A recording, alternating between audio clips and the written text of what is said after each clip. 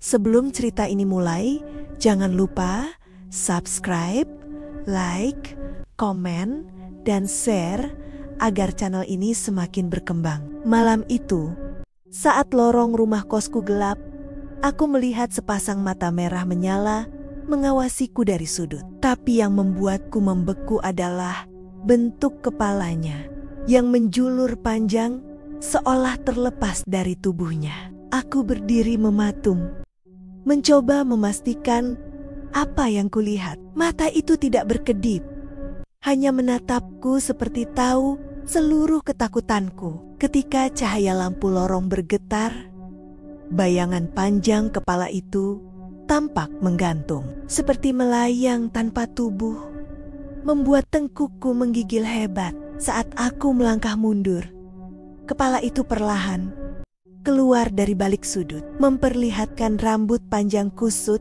yang bergoyang ringan seolah tertiup angin. Padahal lorong benar-benar tertutup. Aroma amis tiba-tiba memenuhi udara, membuat perutku mual dan pikiranku kacau. Aku mencoba memfokuskan pandangan, berharap itu hanya ilusi akibat kelelahan. Namun ketika kepala itu mendekat sedikit, aku melihat jelas organ-organ yang menggantung di bawahnya, berkilat basah, bergoyang perlahan. Saat itulah aku tahu, aku sedang berhadapan dengan penanggalan. Suara lirih yang menyerupai desahan panjang menggema di lorong. Tidak keras, tetapi cukup untuk membuat bulu kuduku berdiri. Penanggalan itu mengalihkan kepalanya sedikit, seolah mencium udara, mencari aroma tubuhku. Setiap detik terasa seperti menyaksikan ajal mendekat perlahan. Aku menahan napas, berharap ia tidak menyadari keberadaanku. Namun matanya kembali menatapku, jauh lebih tajam. Dari celah bibirnya yang retak, keluar suara serak seperti seseorang yang mencoba berbicara tanpa paru-paru. Suara itu menyeret keheningan menjadi teror pekat. Lorong terasa semakin sempit ketika kepala itu bergerak mendekat, hanya melayang beberapa senti dari lantai. Listrik berkedip sekali, dan aku melihat lidah panjangnya menjulur, mengusap udara. Jantungku berdegup keras, seolah tubuhku berusaha memberi isyarat bahaya yang tak terbantahkan. Aku mencoba berbalik, namun langkahku terasa berat, seperti tertahan. Suara sesuatu yang basah menyeret lantai bergema tepat di belakangku. Ketika aku menoleh cepat, kepala itu kini hanya berjarak 3 langkah, dan organ-organ menjuntainya, meninggalkan jejak cairan merah gelap di lantai. Saat aku hendak melarikan diri, suara ketukan keras tiba-tiba terdengar dari ujung lorong, membuat penanggalan itu menoleh tajam ke sumber suara. Dalam momen singkat itu, aku melihat seluruh wajahnya tidak berkulit, penuh luka, dan matanya mengembang dengan amarah yang tidak manusiawi. Tanpa menunggu lebih lama, aku berlari menuju kamarku. Tapi bahkan saat aku menutup pintu dan menekan tubuhku ke belakangnya, aku mendengar suara lembut menggantung di udara, seolah ia berbicara tepat di telingaku dari balik pintu. Aku masih melihatmu. Aku memegang gagang pintu dengan tangan bergetar, berharap suara itu hanya halusinasi. Namun sesuatu menggores kayu pintu pelan, seperti kuku panjang yang menyapu permukaannya. Setiap goresan seolah menembus dadaku, dan aku tahu makhluk itu masih berada di luar, menunggu aku membuat kesalahan kecil. Aku meraih ponsel untuk meminta bantuan, tetapi layar tiba-tiba berkedip dan mati, seakan kehadiran penanggalan menguras energi di sekitarnya. Lorong di luar kembali sunyi, tetapi keheningan itu bukan pertanda aman, melainkan tanda bahwa makhluk itu sedang mengintai dalam diam. Tiba-tiba terdengar bunyi tetesan cairan dari bawah pintu. Ketika aku menunduk, aku melihat cairan merah gelap merembes masuk Baunya amis menusuk hidung. Aku menutup mulut agar tidak teriak. Itu bukan darah biasa, itu cairan yang menetes dari organ penanggalan yang menggantung. Aku merayap mundur, menjauhi pintu. Tetapi lantai berderit pelan. Dalam sekejap, suara sayap daging mengepak terdengar dari luar. Seperti sesuatu terangkat dan menempel di dinding. Napasku memburu, dan aku dapat merasakan makhluk itu tepat di sisi lain tembok kamarku. Titik-titik kecil di dinding mulai berubah warna merah. Seperti ada sesuatu yang merembes dari baliknya. Aku tahu itu bukan air. Penanggalan itu seakan bergerak di sepanjang dinding luar, mencari celah untuk masuk. Dan aku merasa kamarku bukan lagi tempat berlindung yang aman. Aku menahan napas selama mungkin. Namun, lorong kembali memantulkan suara lirih yang berulang, seperti seseorang memanggil namaku, tetapi tanpa intonasi manusia. Suara itu berat, tersengal, dan di akhir kalimatnya terdengar seperti suara sesuatu yang basah bergetar. Ketika aku mendekat ke jendela, berharap bisa melompat keluar, aku melihat bayangan kepala dengan rambut panjang menggantung di sisi luar jendela. Rambut itu menempel di kaca, meninggalkan garis merah kecoklatan. Matanya menatap dari balik kegelapan, membuat dadaku terasa sesak. Aku menutup tirai secepatnya, tetapi terlambat. Bayangan itu bergerak naik turun secara tidak wajar, seperti tubuh yang menggeliat tanpa tulang. Suara bisikan asing terdengar samar di ruangan, padahal tidak ada siapapun. Bisikan itu mengalir dari segala arah, membuatku merasa terjebak. Mata itu yang tadi mengawasiku dari sudut lorong kembali muncul di celah bawah pintu. Hanya mata, tapi cukup untuk membuat seluruh tubuhku lumpuh. Tatapannya tajam, dingin, seolah menembus lapisan jiwaku. Aku tahu tatapan itu mencari kelemahanku. Tiba-tiba, semua suara berhenti. Tidak ada bisikan, goresan, atau tetesan. Keheningan tebal membuat jantungku semakin terdengar keras. Aku meraih benda apapun untuk berjaga. Tetapi, saat aku menoleh, pintu kamarku perlahan bergetar, seperti ada sesuatu yang menekan dari luar.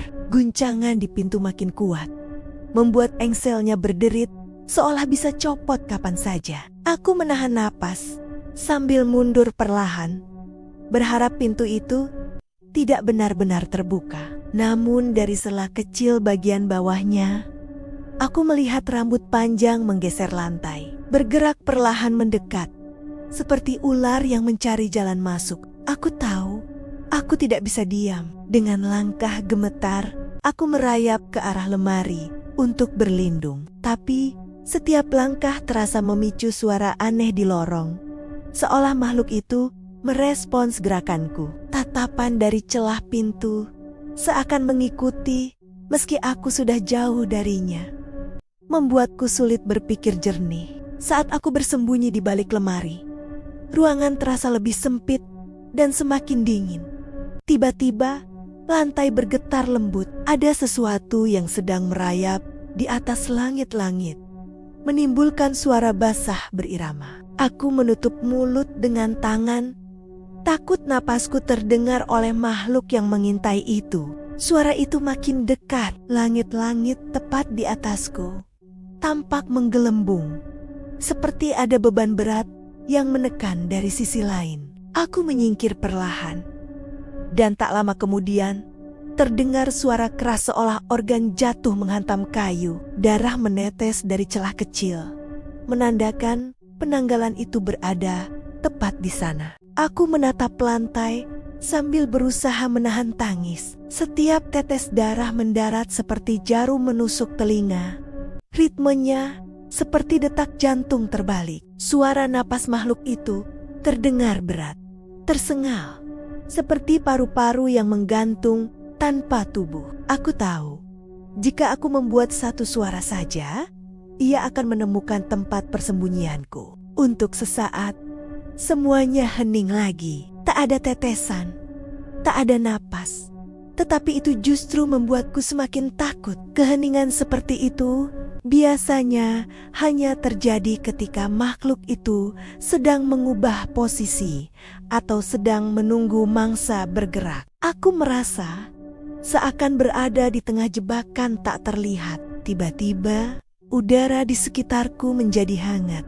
Seolah ada napas panjang yang menyapu tengkukku dari arah belakang lemari. Aku membeku. Tidak mungkin ada ruang di belakang lemari itu. Namun bau anyir yang khas kini memenuhi ruangan. Pertanda penanggalan itu hanya beberapa sentimeter dariku. Aku memberanikan diri menoleh perlahan. Dan di sudut gelap mata lemari, aku melihat dua cahaya merah kecil menggantung di udara. Cahaya itu berdenyut, bergerak mendekat, dan semakin besar. Itu bukan pantulan, melainkan mata-mata yang menggantung tanpa kelopak, menatapku dari kegelapan.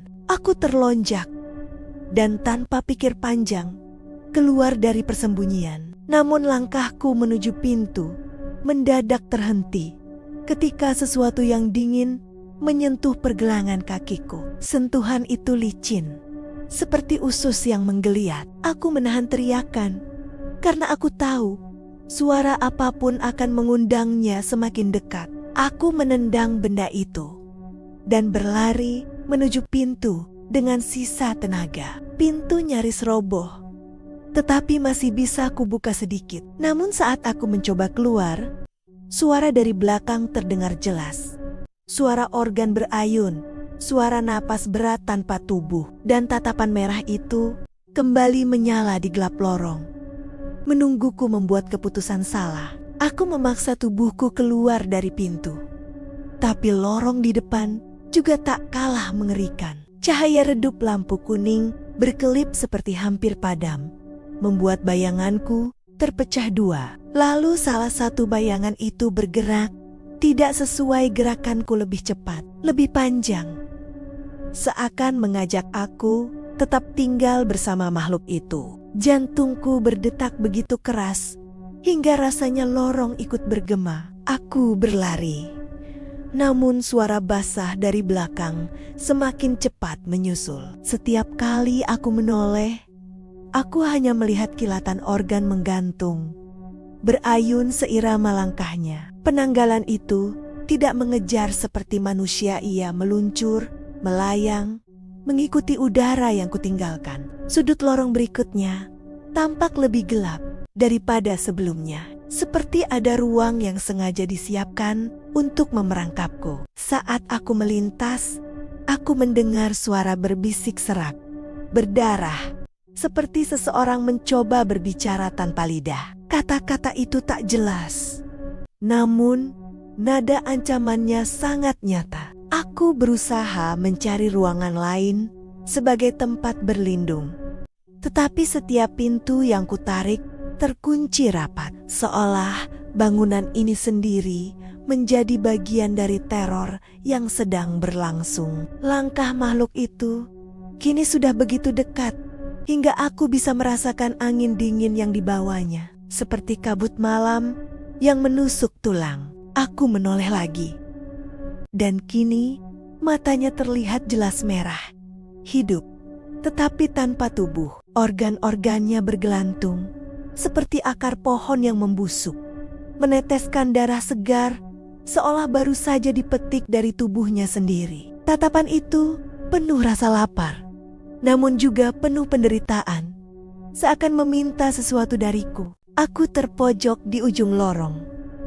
Hanya ada satu pintu darurat yang sudah berkarat. Saat aku menariknya dengan putus asa, pintu itu hanya bergerak sedikit. Penanggalan itu berhenti beberapa meter dariku, menggantung di udara, seakan menikmati rasa takut yang menyelimuti seluruh tubuhku. Ketika ia mendekat, aku menyadari sesuatu yang aneh. Mata itu tidak hanya memandangku, mata itu memohon. Ada kesedihan di balik kengerian, seperti seseorang yang terjebak dalam tubuh yang bukan miliknya. Suara napasnya tidak lagi mengancam, tetapi seperti orang yang ingin mengatakan sesuatu sebelum terlambat. Makhluk itu berhenti tepat di depanku. Aku bisa melihat jelas setiap detail tubuhnya, urat yang menjalar, paru-paru yang menggantung, jantung yang berdetak lambat. Ia mencoba membuka mulutnya,